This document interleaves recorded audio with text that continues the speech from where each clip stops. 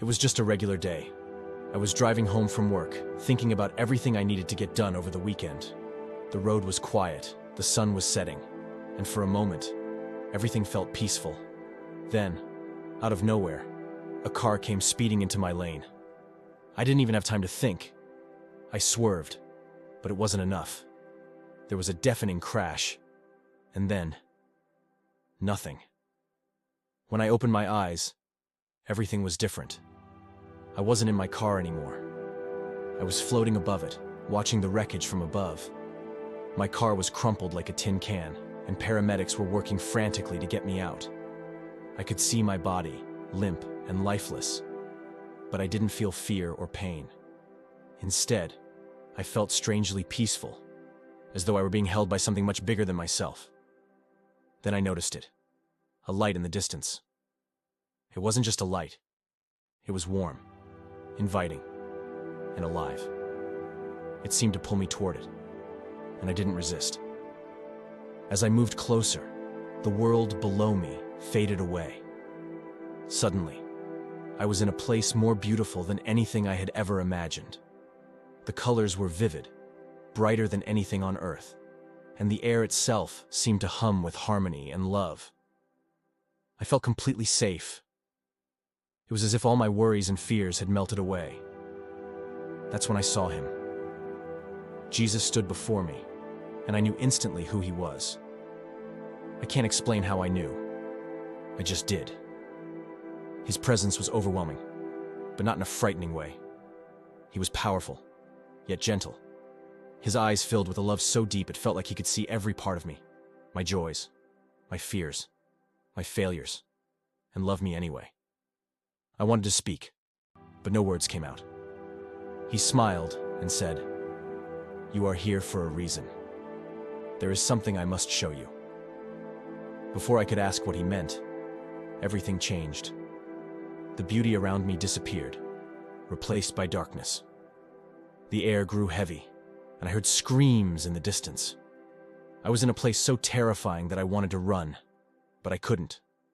Fear crept into my heart. But then I realized that Jesus was still beside me. His presence gave me strength, even in this dreadful place. "This is hell," he said. His voice was calm, but there was a weight to his words. "I brought you here so you could understand something very important. You need to see what I did after I died on the cross." I didn't understand. Why would Jesus, the Son of God, come to a place like this? But he began to explain. "When I died, I didn't just stay in the tomb. I came here, to hell, for a purpose," he said. "This is not Satan's kingdom, as many believe. Hell is a place of punishment, created for Satan and his followers. When I came here, I wasn't a prisoner. I came as a victor." As he spoke, the darkness around us seemed to retreat. His light was so powerful that it pushed back the shadows. He walked with authority, and I realized that nothing in this place could harm him. "When I came here, I proclaimed my victory over sin and death," Jesus continued. "This was not a place of suffering for me. I came to show that I had defeated the power of sin." He reminded me of something written in the Bible. In the days of Noah, many people had disobeyed God and were now imprisoned in hell. Jesus told me that when he came here, he preached to these spirits. "I didn't come to offer them a second chance," he said. "My message was clear. I have triumphed over sin and death. The promise of salvation is fulfilled." I watched as he walked through the darkness, his light shining brighter with every step. The cries and screams seemed to quiet in his presence. It was clear that he held all the power here. Then he showed me something even more incredible. When I descended into hell, I confronted the ultimate consequence of sin, death, Jesus said. But I didn't come to stay. I came to defeat it. He explained that his death on the cross and his resurrection broke the power of death forever. "I hold the keys to death and Hades now," he said. "This means that death no longer has the final say. For those who believe in me, death is not the end. It is a passage to eternal life." I saw him holding those keys, a symbol of his authority over hell and the grave.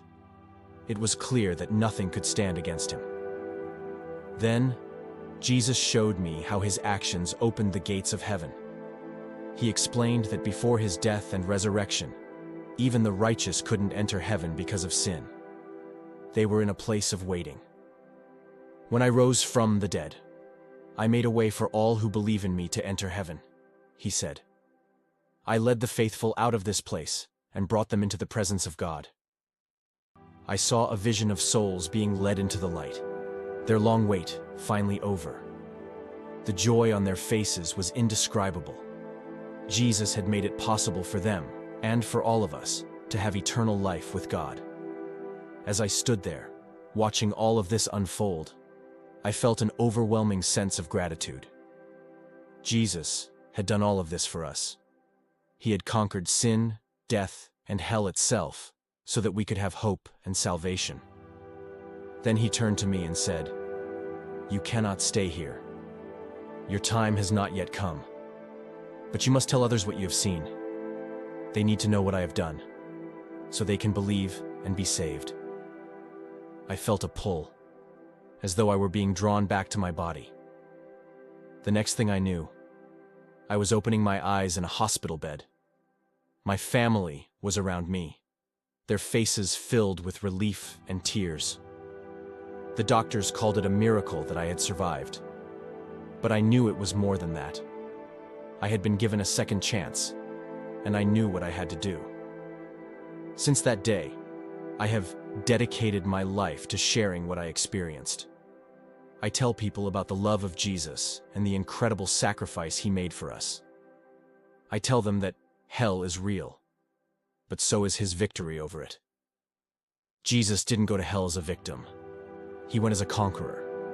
He proclaimed his victory, defeated the power of death, and opened the gates of heaven for all who believe in him. This is the hope we have in him, that no matter how dark life may seem, his light is stronger. Because of him, we don't have to fear death or the consequences of sin. Through his sacrifice, we have the promise of eternal life. I hope my story inspires you to seek him and accept the gift of salvation he offers. It's a gift of love, freedom, and hope, and it's available to anyone who believes in him. Jesus' victory is not just a story, it's a promise that no matter where you've been or what you've done, his love can reach you. All you have to do is accept it.